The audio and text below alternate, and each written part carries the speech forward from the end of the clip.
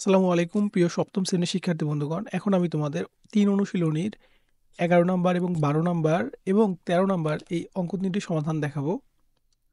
১১ নম্বর বলা আছে যে একটি আয়তাকার ক্ষেত্রের দৈর্ঘ্য প্রস্থের ৩ গুণ। এর চারিদিকে একবার প্রদক্ষিণ করলে ১ কিলোমিটার হাঁটা হয়। আয়তাকার ক্ষেত্রটির দৈর্ঘ্য প্রস্থ নির্ণয় করো। এরকম একটা অঙ্ক আমরা ইতিপূর্বেই নৈবেত্তিকে সমাধান করে ফেলেছি। সে অঙ্কটাই দেখব। মনে করি আয়তাকার ক্ষেত্রটির প্রস্থ আমরা ধরে নিলাম ক, তাহলে দৈর্ঘ্য কি হবে? প্রস্থের ৩ গুণ, তাহলে ৩ গুণ ক 3 ক।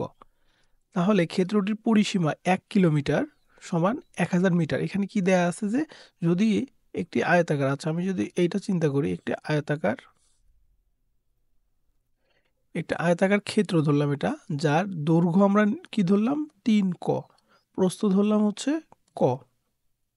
এখন ধরার পর এই পুরো রাস্তাটা যদি আমরা প্রদক্ষিণ করি, যে এখান থেকে আমি হাঁটা শুরু করলাম, এই জায়গা থেকে হাঁটা শুরু করলাম, হাঁটতে হাঁটতে এই পাশে গিয়ে পুরোটাই আমি হাঁটলাম। হেঁটে যখন আমি এই জায়গায় আসলাম, তখন পুরো পথটা হলো কত কিলোমিটার? ১ কিলোমিটার। এখন এই ১ কিলোমিটার সমান আমরা জানি কি ১০০০ মিটার। তো এই বেসিকটুকু তোমরা বুঝতে পেরেছো। এখন এই যে পরিসীমাটা, মানে এই পরিসীমা যেটা, এই পরিসীমার সূত্র আছে। এখন আমরা জানি ক্ষেত্রটির পরিসীমা ১ কিলোমিটার সমান ১০০০ মিটার। আমরা জানি পরিসীমা সমান কি ২ গুণ দৈর্ঘ্য যোগ প্রস্থ সমান আয়তাকার ক্ষেত্রের পরিসীমা। এখন ২ গুণ দৈর্ঘ্যের জায়গায় লিখব ৩ ক, আর প্রস্থের জায়গায় লিখব, এখানে লেখে নাই, আমরা ডাইরেক্ট লিখে ফেলবো, এত গ্যামজাম আমরা করব না। তো এটা হচ্ছে আমাদের সূত্র, এখান থেকে কেটে দিলাম। তাহলে সূত্র হচ্ছে ২ গুণ দৈর্ঘ্য যোগ প্রস্থ সমান আয়তাকার ক্ষেত্রের পরিসীমা। তো এখান থেকে লিখব বা ২ গুণ দৈর্ঘ্যের মান কত ৩ ক, প্রস্থের মান কত ক, সমান এখানে আমাদের আয়তাকার ক্ষেত্রের পরিসীমা কত ১০০০ মিটার। ওকে, তাহলে এখন এই ২ দিয়ে ১০০০ কাটলে কত হয়? ৫০০। ৩ ক আর ক যোগ করলে কত হয়? ৪ ক। ৪ ক সমান কত? ৫০০। বা ক সমান কি ৫০০/৪।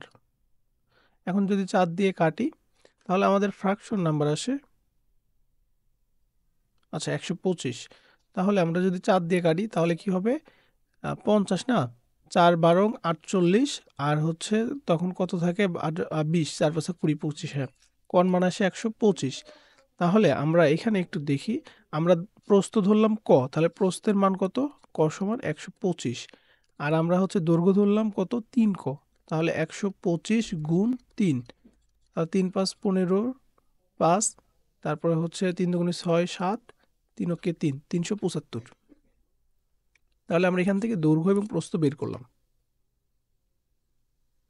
এখন আমরা ১২ নম্বর অঙ্কটা দেখি যে প্রতি মিটার মানে কি ১ মিটার ১০০ টাকা দরে ১০০০ মিটার লম্বা ও ৫০ মিটার চওড়া একটি আয়তাকার পার্কের চারিদিকে বেড়া দিতে কত খরচ হবে? তাহলে এখানে আমরা কি দেখলাম যে প্রথমে ১০০ মিটার লম্বা এবং ৫০ মিটার চওড়া। তাহলে আমরা যদি একটা পার্ক চিন্তা করি, এটা একটা পার্ক, তাহলে এইটার দৈর্ঘ্য হচ্ছে ১০০ মিটার, প্রস্থ হচ্ছে ৫০ মিটার। তাহলে পার্কের আমরা ক্ষেত্রফল নির্ণয় করব। ক্ষেত্রফল খুব সহজে নির্ণয় করতে যাবে। এখন প্রশ্ন আছে যে এখানে প্রশ্নে বলছে কি যে পার্কের চারিদিক, যখনই ৪ দিক মানে কি এই যে এই পাশ থেকে, তোমাদের যদি আর একটু কালার চেঞ্জ করে দেখাই, পার্কের চারিদিক বলতে কি এই যে এই পাশে কি বেড়া দিতে হবে, চারপাশে আমরা কি দিব? বেড়া দিব। চারপাশে যখন বেড়া দিব, এই চারপাশটাই কি পরিসীমা। এখন পরিসীমা নির্ণয় করতে হবে। তা পরিসীমা নির্ণয়ের সূত্র কি? তাহলে আয়তাকার পার্কের পরিসীমা নির্ণয় সূত্র হচ্ছে ২ গুণ দৈর্ঘ্য যোগ প্রস্থ। এখানে দৈর্ঘ্য হচ্ছে কত? ১০০, প্রস্থ হচ্ছে ৫০, ১০০ আর ৫০ যোগ, তাহলে ১০০ আর ৫০ যোগ করলে হয় কত? ১৫০, তার সাথে ২ গুণ, ১৫০ আর ২ গুণ করলেও ৩০০ মিটার। তাহলে আমরা এখানে কি পেলাম যে পুরা পার্কের পরিসীমা ৩০০ মিটার। তাহলে ৩০০ মিটার একটা বেড়া দিতে হবে। তাহলে ১ মিটারে খরচ হয় ১০০ টাকা। তাহলে ৩০০ মিটারে কত খরচ হয়? ১ মিটার বেড়া দিতে খরচ লাগে বা খরচ হয় ১০০ টাকা। ৩০০ মিটার দিতে কত হবে? ১০০ গুণ ৩০০ সমান একক, দশক, শতক, হাজার, অযুত ৩০,০০০ টাকা। তাহলে এই যে পুরো পার্কে যখন বেড়া দিতে যাবে তখন খরচ হবে ৩০,০০০ টাকা। এখন আমরা ১৩ নম্বর অঙ্কটা দেখব যে একটি সামন্তরিকের ক্ষেত্রে ভূমি কত? ভূমি হচ্ছে ৪০ মিটার, উচ্চতা ৫০ মিটার, এর ক্ষেত্রফল। আচ্ছা সামন্তরিকের ক্ষেত্রে যদি আমরা একটু দেখি, তো এর একটা হচ্ছে সামান্তরিক। তা সামান্তরিকের 40 মিটার হচ্ছে ভূমি, এটা হচ্ছে ভূমি। আর উচ্চতা কি?